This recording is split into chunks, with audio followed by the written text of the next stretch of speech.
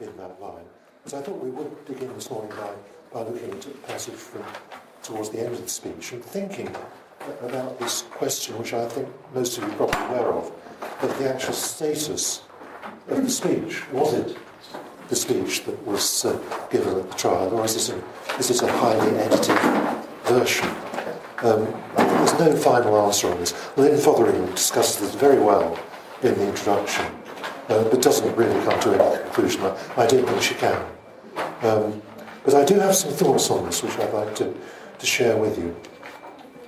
So this is the sheet with the translation I'm beginning on. We all got that beginning. As for myself, Michael Grobb's translation in the Penguin series. So this is towards the end of the speech, 93. There are 105 sections, so we're nearly at the end. But it's very much in this vein, this last section.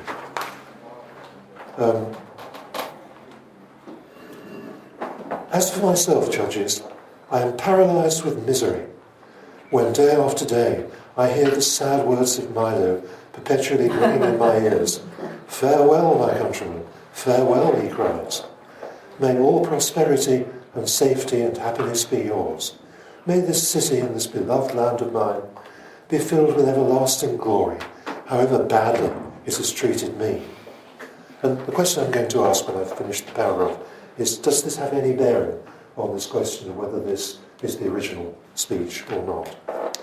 May my fellow citizens be vouchsafed full enjoyment of a tranquil public life, not in my company, since I am not to be allowed to enjoy it with them, though it is only because of me that this blessing should be theirs. As for myself, however, I shall depart and be gone, and even if it be not granted me to stay here long enough to see a good government, at least I shall be spared from continuing to live under a bad one. And so I shall rest in the first free and well-regulated community I can find. Any thoughts on that relating to this question of whether this is the speech delivered at the trial? Well, it presupposes the exile. It presupposes it. It's very defeatist. And it's difficult to believe that he actually spoke in this way at the trial. This is sour grapes, I think, after the whole thing is over. As I say, very much the last quarter or so is in the same vein. And there's another little detail, and I've quoted the Latin there from the very last part of what I read. Ego cedam atque abibo, si mihi bonare publica frui non necurit, at carebo malar, et quam primum tetigero benemoratam et liberam civitatem in ea conquiescam. Where did Milo go into exile? Massilia, Marseille. And apparently this had a reputation in ancient time for good, stable government. Right. And so this looks like a very thinly disguised reference to Marseille. Now you can't prove that therefore it was written after he'd gone there. I mean, they might have discussed it beforehand or something. Where do you think you will go? I think I'll go to Marseille. Nice fish there. But it does rather look to me as though this is perhaps a blown-up version of what was originally said. I should have said there are two questions, really, two basic questions about the status of the speech. The first is whether Cicero delivered a speech at all. One ancient source, I think it's Plutarch, says that he got up and was so intimidated by the soldiers around the court that he blurted out a few words and just couldn't get any further and sat down. I think this is very unlikely for at least two reasons. One is that other ancient sources, such as Estonius, definitely do have him delivering a speech. And the other is I don't think Cicero was like that. I don't think he could ever be reduced to speechlessness. That was his whole life. I mean, however he felt, he was a speaker and he would speak. So I'm sure there was a speech. What Asconius says is that he spoke without his usual confidence. And that would seem likely enough under the circumstances. So my own view is only a gut feeling, and this, scholars have disputed about this, and I think we can only get so far, as I was saying. My feeling is that the last part of the speech is it was not delivered in the original trial. This is perhaps an exaggeration, an expansion of what was delivered. I also think that's about the first part of the speech, which is absolutely deadly. It's just legal argument going on far too long about the justification of killing somebody in self-defence with historical precedents and so on. And I can't believe that would have gone down at all effectively at the original trial. The middle section, the section that you will be reading next year and possibly the year after, I think probably is close to what he's delivered. Again, it's only what I think. But I don't see any reason why he should have extensively revised something that was doing its job perfectly well in the first place. And there are little details as well. There's some reference to, I forget his name, but he's Butch's assistant, a Papa, I think is the word, P-A-P-A, who had some evidence to give about an attempt on Pompey's life. And it's so inessential, it's so unimportant. It's just the sort of thing you would have thought somebody would have eliminated if he was tidying up the speech for publication, but it's there. And so I think probably what you're reading with your pupils next year is likely to be the genuine original speech. Asconius is maddening because it's not clear what he means. He says that, this is online, if you want to look at it, that Cicero spoke without his usual confidence and later published the speech. And he says he's seen both speeches. And the second he wrote with such artistry that it can appear prima. Well, I don't know what that means. It can appear the first. But why should that need to be done with great artistry to appear the first? I don't see the logic there at all. Maybe prima means sort of optimum. It appears, it's such artistry that it appears an absolutely first-class speech. Maybe it's that. It's an unusual meaning, I would have thought, for prima. Anyway, there we are. Anybody else have any thoughts on that issue? When Cicero and anyone else gave a speech in a court, do you think that he would have a roll in front of him, non-roll it, or would he speak I don't extempore, know. as it were? I don't know. I tend to think of him speaking extempore. I would have thought so. Well, and in that case, he would have written out a speech beforehand, Yes. which he got off pat, as it were, you reckon? Yeah? Yes. But the other question, which Lynn raises in the introductions, is whether they did have techniques for shorthand recording of these speeches. I don't see why not, really, but apparently some scholars think it wouldn't have been possible to do that. So how do we know what the first speech was? Yes, Asconius says he saw it. Doesn't Cicero himself talk about the art of memory, you know, putting things in niches all around the room, as it were? You've come across it. Right. That's how they all remember Yes. things, allegedly. They had a room with, say, niches and various levels. Yes. And so he just had to think, yes, you know, Milo on the road to... Yes. It's supposedly what they did in the Middle Ages too. Of course they didn't have printed stuff, did Well, they? it would be much more effective doing it from memory rather than Absolutely, reading yeah. a script. I was with Geoffrey last night. Yeah, exactly. Tony Buzan has resurrected that memory. Has he? Things around the wall Yeah. to... Direct link to each one. I'm hopeless at space, it's no good for me. Right, well, let's go back to the passage then, 34.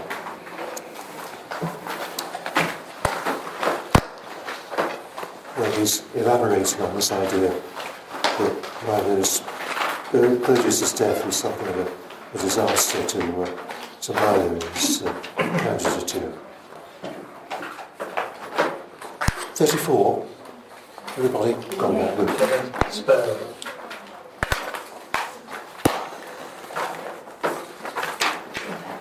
Okay. But now, with Clodius out of the way, Milo has to struggle by normal methods now to protect his standing, in other words, to ensure his candidature is successful. That unique glory allowed to this one man, which every day grew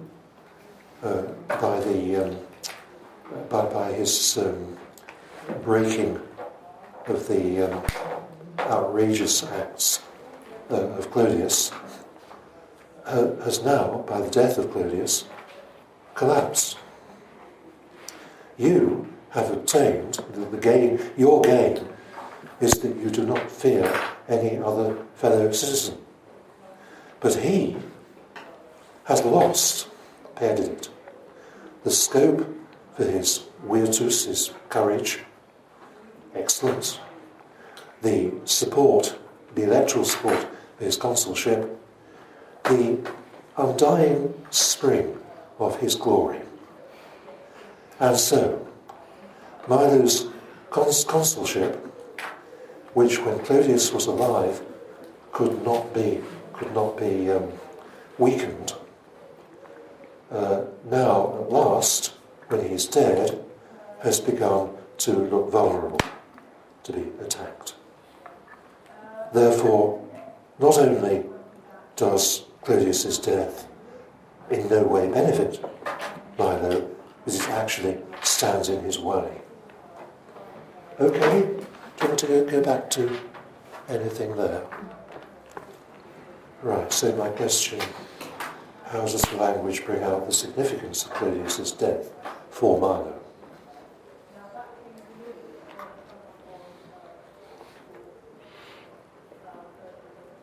Vocabulary, emphasis.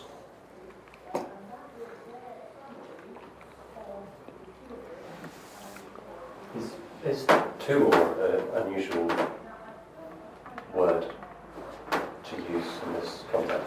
It's an odd kind of phrase, isn't it? Yes. Seems weird. I thought it just meant gaze tool. I think it has the idea of protection, so, tutus ends up meaning safe.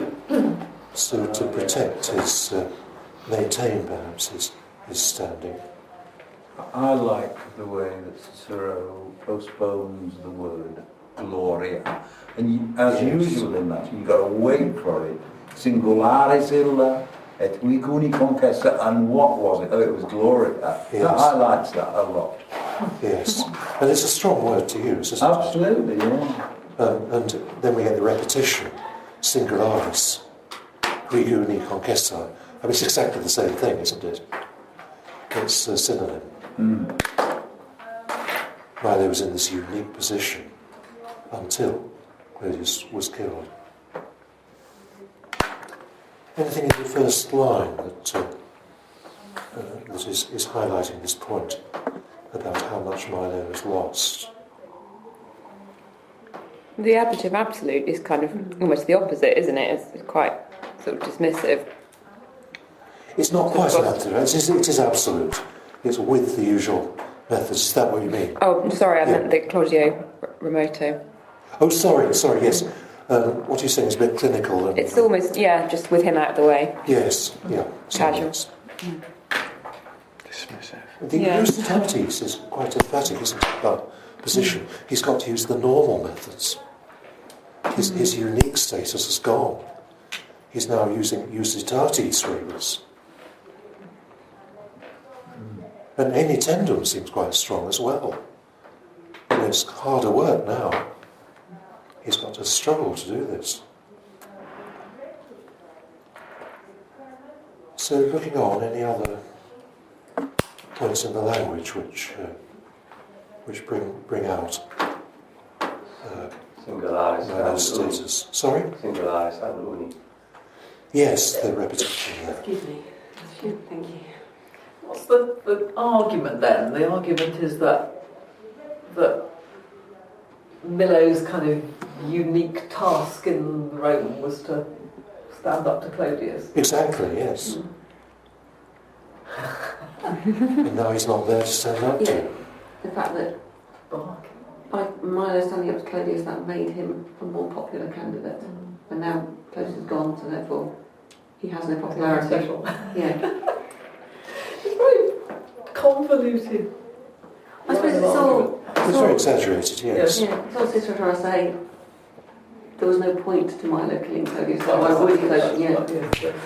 He liked having him around. It's kind of backwards, isn't it? But remember, Clodius had taken over the campaigns of the other two consular candidates, so it was Milo against those two. And those two were very much in Clodius's pay. You got Clodius's name 3 times, haven't you, in that first sentence? Almost.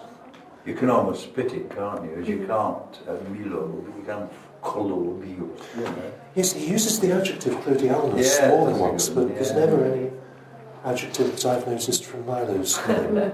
I said almost because he uses the name twice and the adjective for variation. It's always worth pointing out. And I'm rather attracted to that expression, frangentis furoribus Clodianus. Why is that strong?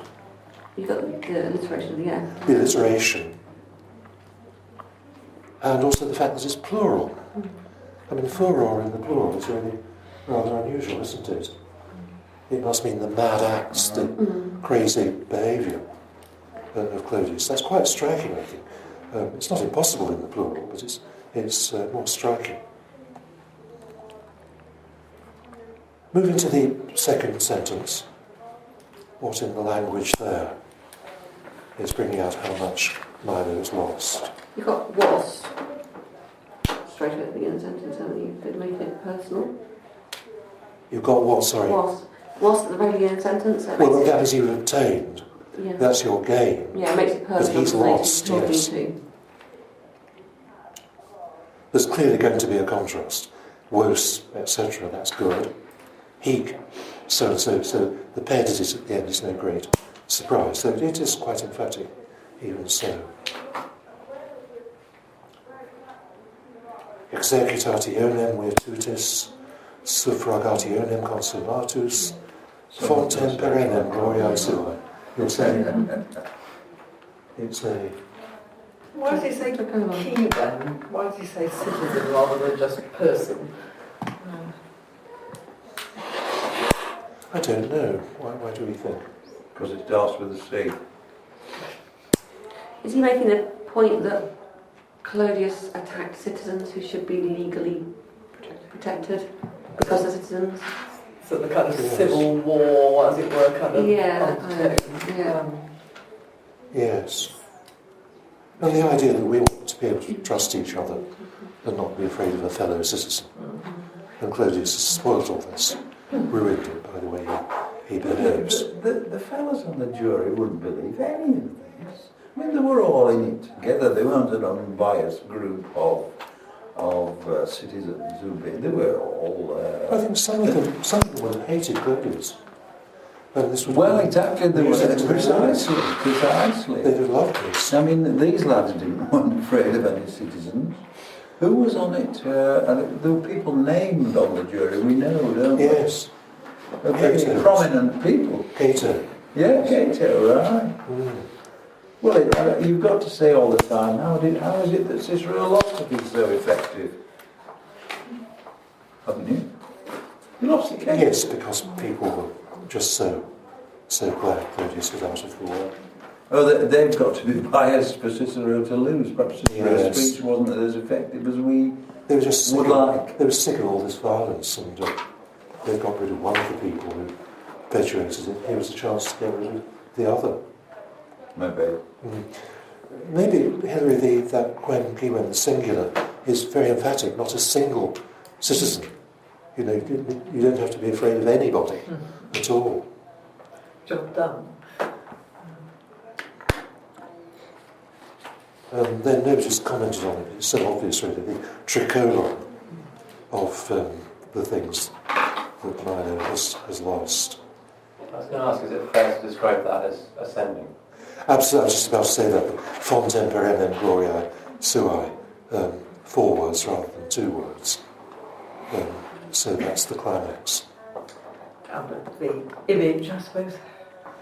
And it's similar to another very colourful image we get in, I think, the next section, which we'll look at in a moment. It's a very similar phrase.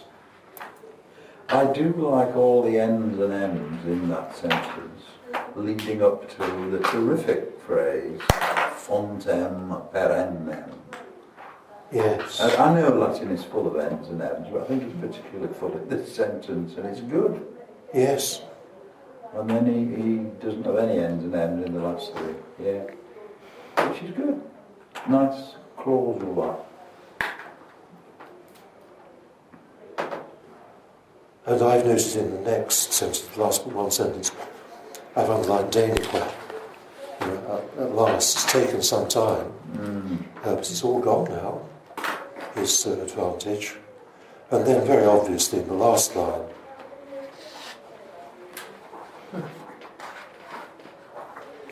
Too many negatives, makes your head hurt. sorry, Too many negatives. You don't know where you are to. right, in a way not. No, very simple contrast in the last time between prodest and obviously very simple verbs. Very simple sentence, in fact. Nice short words.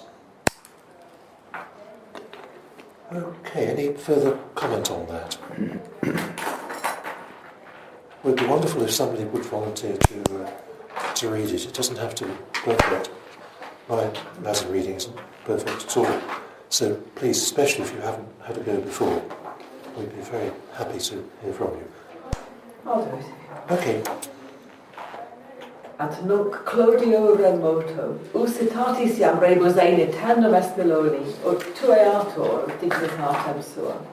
Singulares illa, et huic uni concessa gloria, quae cotidie auge batur, frangendis furoribus Claudianis, iam Claudii morti cecidat. Vos adepti estis nequim quem quem metueretis, hic exercitationem virtutis, suffragationem consolatus, fontem perennem gloriae suae perdidit. Itaque Milonis consolatus, qui vivo Claudio labe factari non poterat, mortuo denique temptori clictus est. Non modo egitur nihil prodest, sed obest etiam Claudius Milone. Thank you so much. It's very good. Thank you.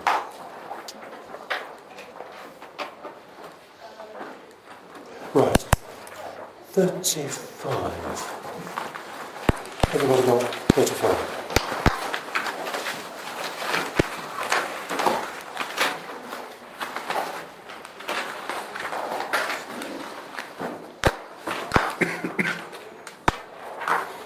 So this is going to be the very improbable argument that Clodius hated Milo, but Milo didn't hate Clodius at all. I'm not sure how to translate nearly halfway through. Do you see at the end of a line the word omnes? Yeah. Line 5.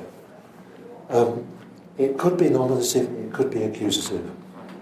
He's talking about the hatred of citizens, and sort of civic hatred, by which, now is it we all hate the wicked, or we hate all the wicked?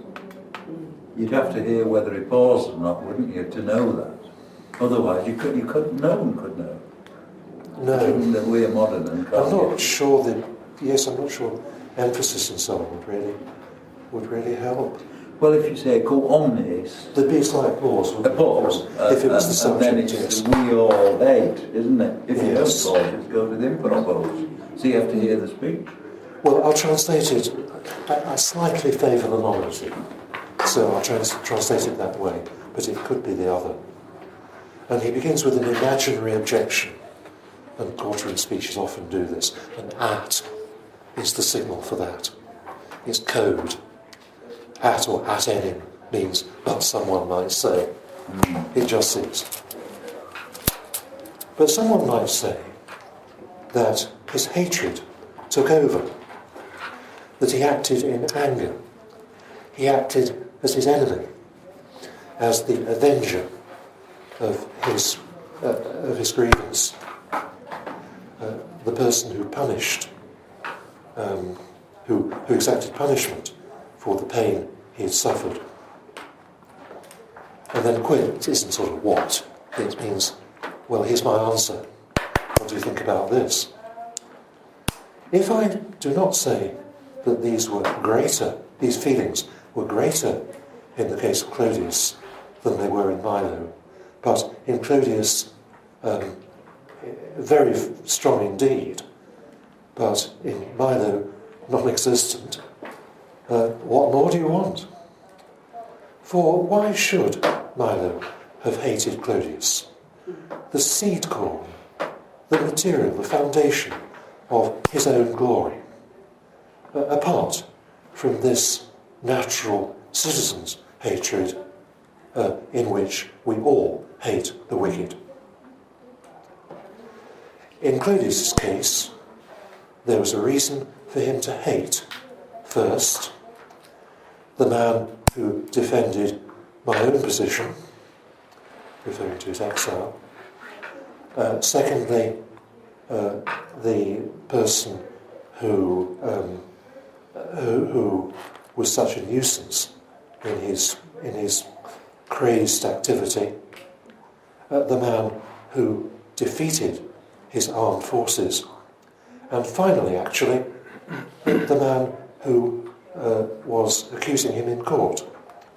For Clodius was subject to prosecution from Milo under the Lex Plotia for as long as he lived.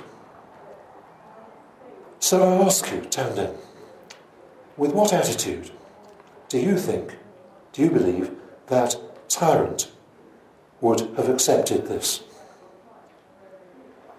How great would his hatred have been?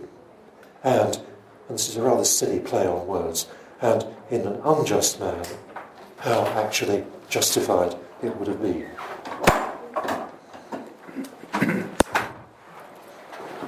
Sorry, Judy, you missed the translation, but I'm sure you can manage it. Yeah.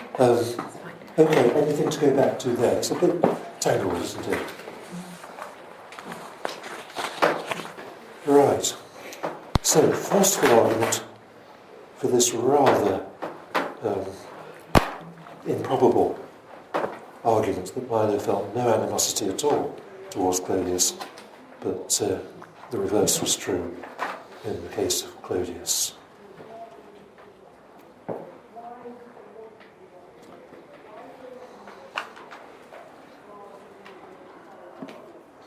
Sometimes these questions I always felt were to do with context, just the candidate showing he or she understands what it means, but they're often more to do with style, to do with how things are said, rather than what is said. And it's important to decide what sort of question it is. I think this is more how things are said rather than what's said. You've got, throughout the whole passage, you've got the verb to hate, or the noun hate, haven't you?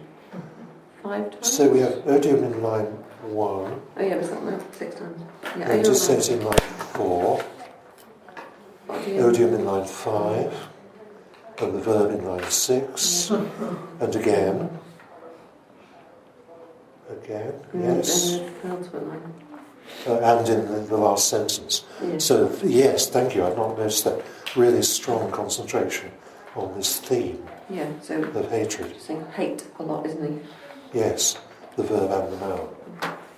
Thank you. It's asking a lot of questions. Rhetorical questions, yes.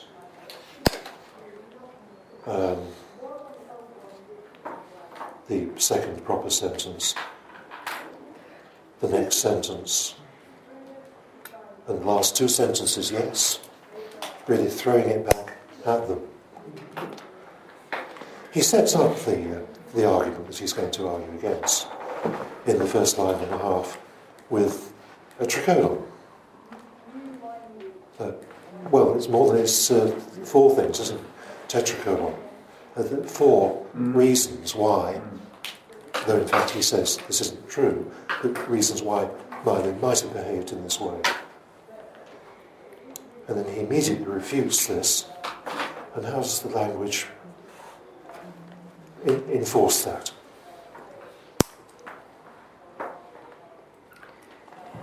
Is there a kind of a build-up? So you've got Maiora, then you've got Maxima, But then you've got nulla. Absolutely, yes.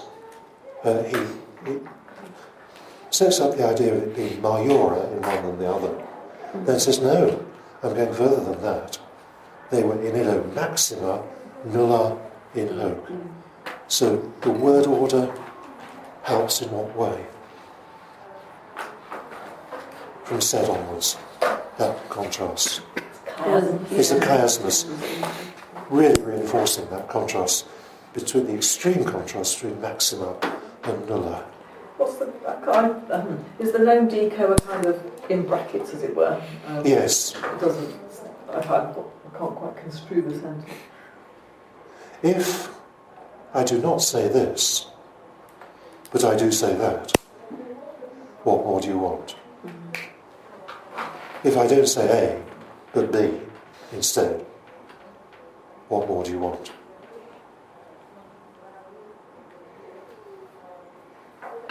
I'm looking now at the quid enim odicet sentence.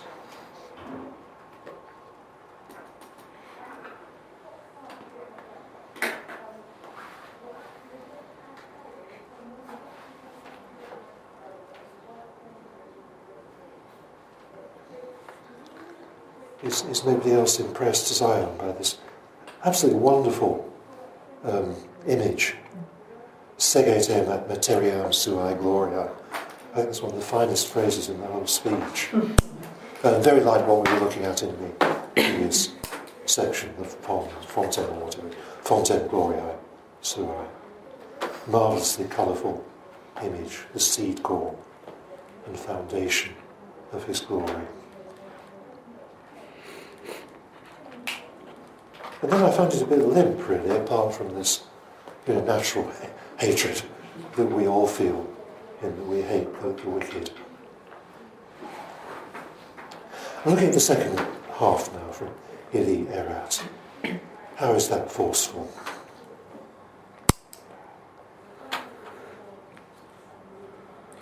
Got a bit of a list, haven't you? It's a list again, yes. 4 things. And as a list, how does it become even more effective? You've got de and postremo. Yes, there's a structure given to it. Primum. Well, primum, Primum, yes, thank you. postremo. Primum, de postremo.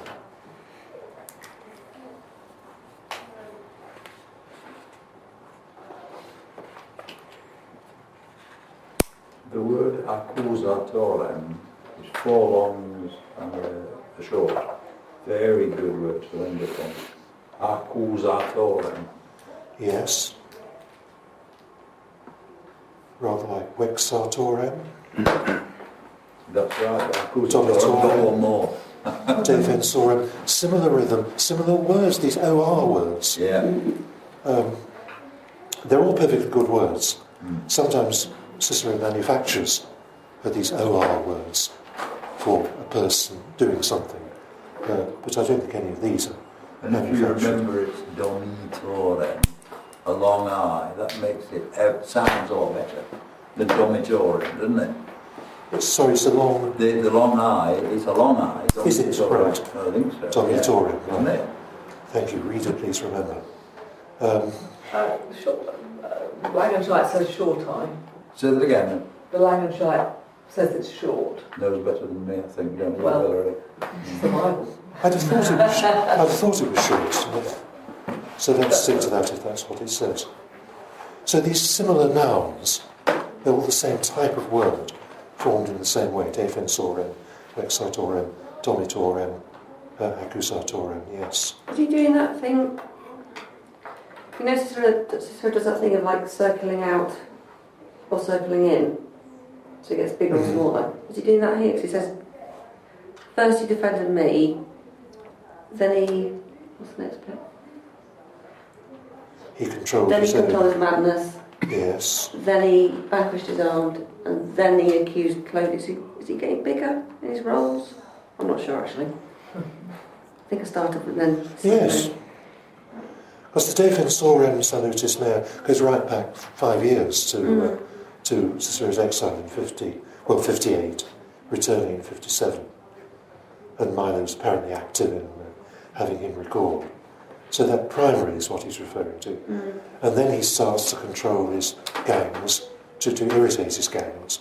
Then he defeats them. And he just wants one more thing, I think, to tack on. And that was a continuing thing. That apparently there was this legal charge hanging over Clodius. What's the Lex Plotia? No, I just grasped that. I've forgotten. I'm sure the editor Right. It says here, explains in the We'll book. skip over that then, shall we? What does it it say says there? here, under the Lex Plotia for rioting after Cicero's recall, Milo gave notice of the prosecution but never commenced it. Right. What does that mean? I think for some of the time Clodius had held office and was therefore immune from prosecution. Over And the causing whole, riots. the whole situation was so chaotic that they couldn't do it. I must say, I'm not sure this should be in the text, actually, this ray of saying it's terribly boring. It's typical of the sort of Scullion, sort of explanatory note that somebody would have put in. Cicero himself might have put it in. He sometimes does this. There are things attached that wouldn't have had to be said at the time, which do look like footnotes that he included when he was considering publishing the speech, but it's pretty lame. I prefer to have left it out, really. What about the last sentence that he's working up to? It's been this whole argument that Clodius was an absolute monster who loathed Milo. Lots of elisions. I wonder why. There are actually, yes. 1, 2, right, okay. 3, 4. And then quantum odium ilius setting. Yes, there are loads of elisions, aren't there? Yeah. Yes, on the end, so is What would be excitement to anger? on the jury, all these elisions? What do you reckon it's supposed to produce? Anger? It's showing his strength of feeling, perhaps. He's quite angry, he's moving on quickly. The words are tumbling over each other. But yes, there are an enormous number of elisions. What about the vocabulary?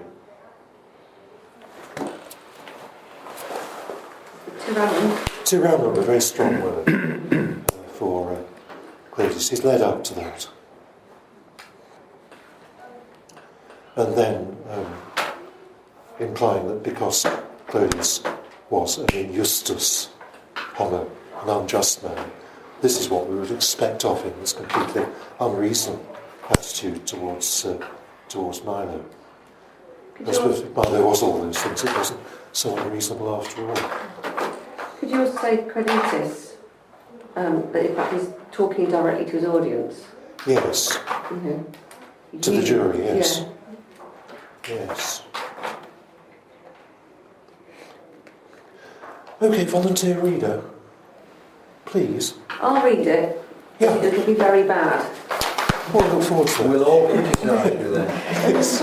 Please don't smite cry. Thank you I'm very very bad much. at this, but I'll read it, okay? Yeah.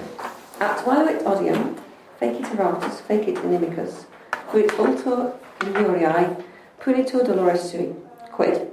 Si haec non dica maiore fuerunt in Claudio quame Milone, sed in illo maxima, nullo in hoc, quid vultus amplius.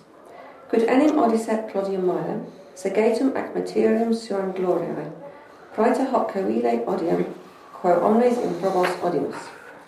Ili erat ut odisset primo defensorum salutis meae, deinde vectatorum fruoris, domitorum amorum suorum, postrema etiam accusatorum sum.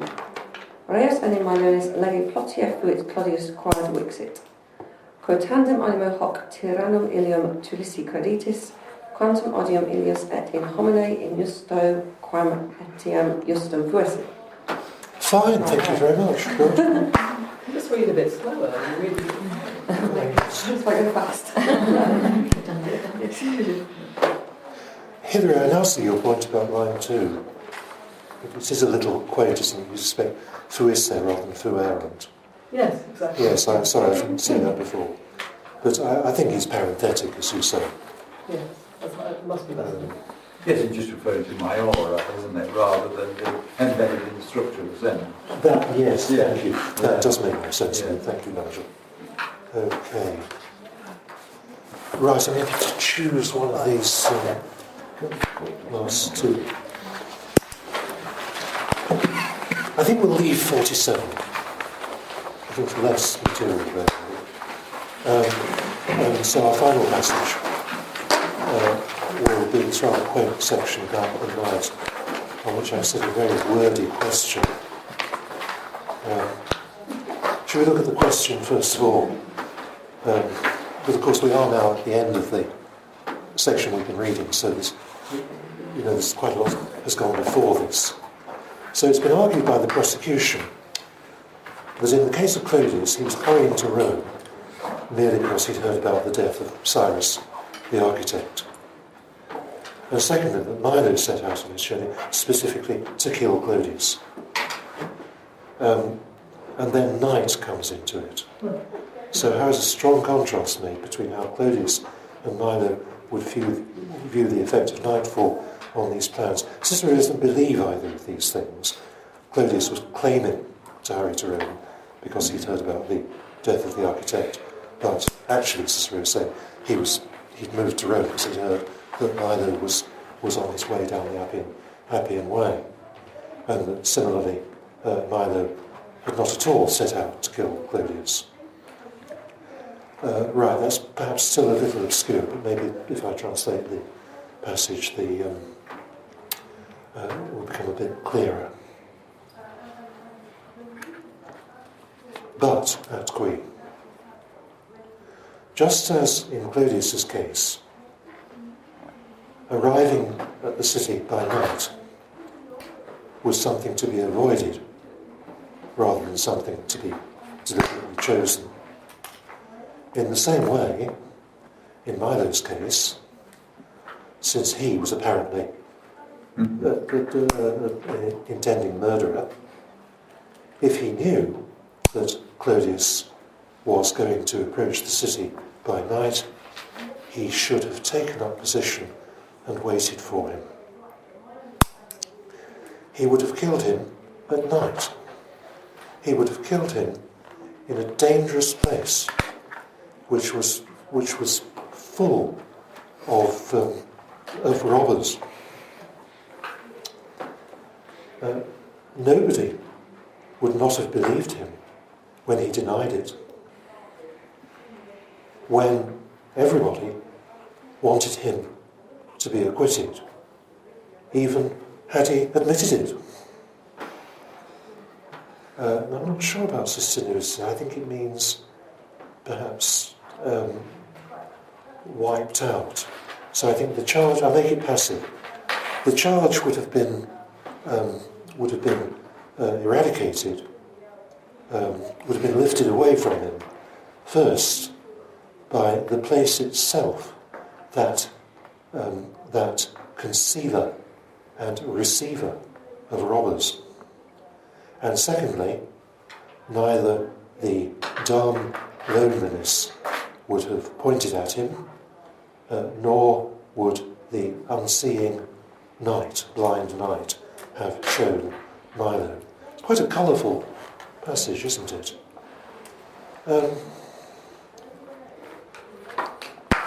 So, suppose Milo had intended to kill Clodius, looking at the first three lines. Suppose that Clodius had intended to kill Milo. Then night was to be avoided rather than actively chosen. So a very obvious contrast there between Ritandus and Expetendus. But if Milo had wanted to kill Clodius, what would have been his attitude to the night?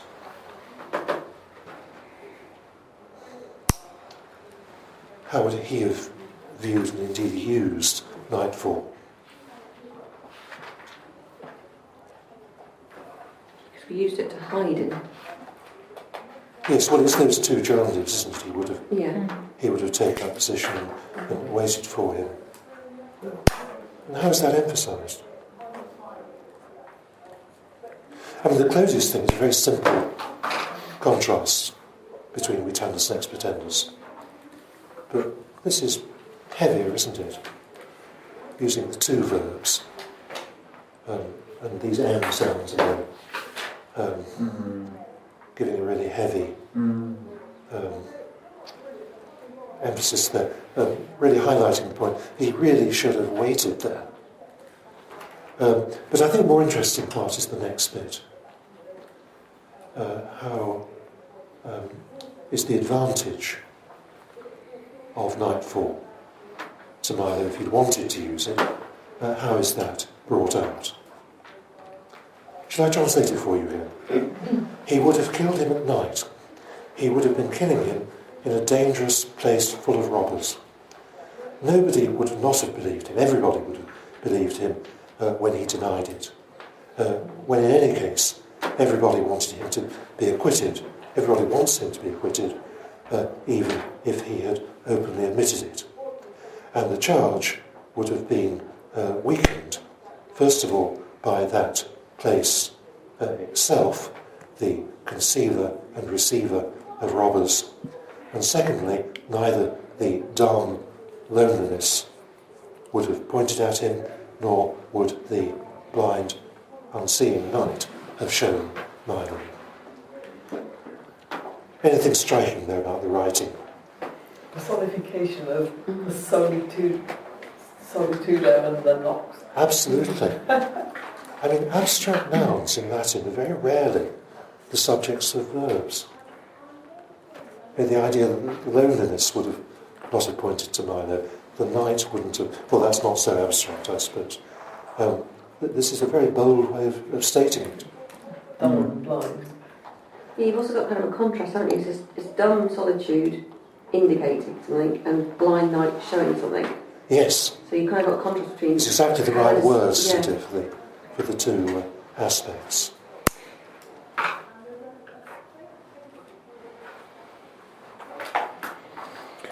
I like the phrase nemo ei neganti non credidisset. That's an amazing arrangement of negatives. Yes. No one would not have believed him if he'd said no. Yes, no.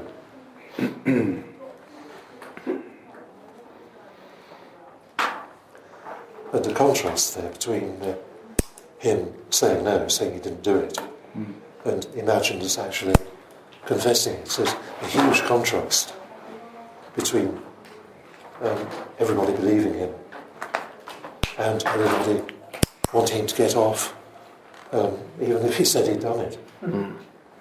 I like the way the place is described. It says it's a place full of robbers, and then later on he says the place that was a hider and receptacle for robbers. So he's like really emphasising the badness of the place. Indeed, isn't this rather like something we talked about a few moments ago? Occultator, retroclector. These are unusual OR words, aren't they? They're not normal words at all. I'm not sure that Cicero hasn't actually coined receptor.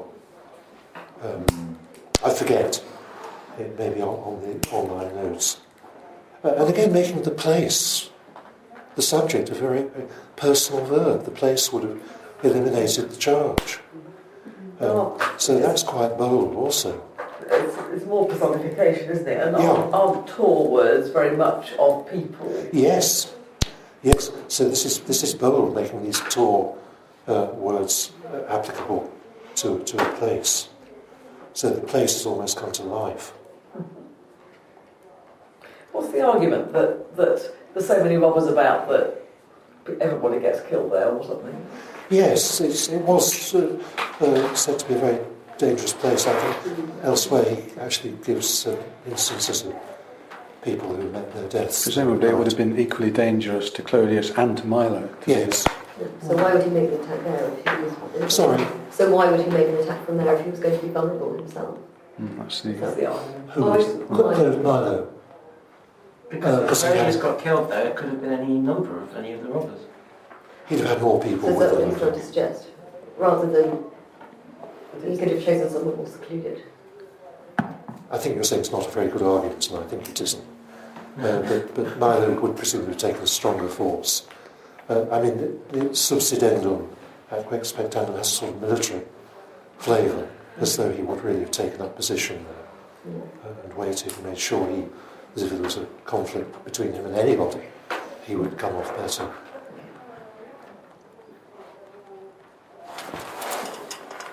I think that's it really. You've been such a nice group, thank you very much. Thank you. So, I said at the beginning that I wouldn't be offering any deep view insights into it. I think insofar there have been any, they've been from you to me. So thank you very much for that.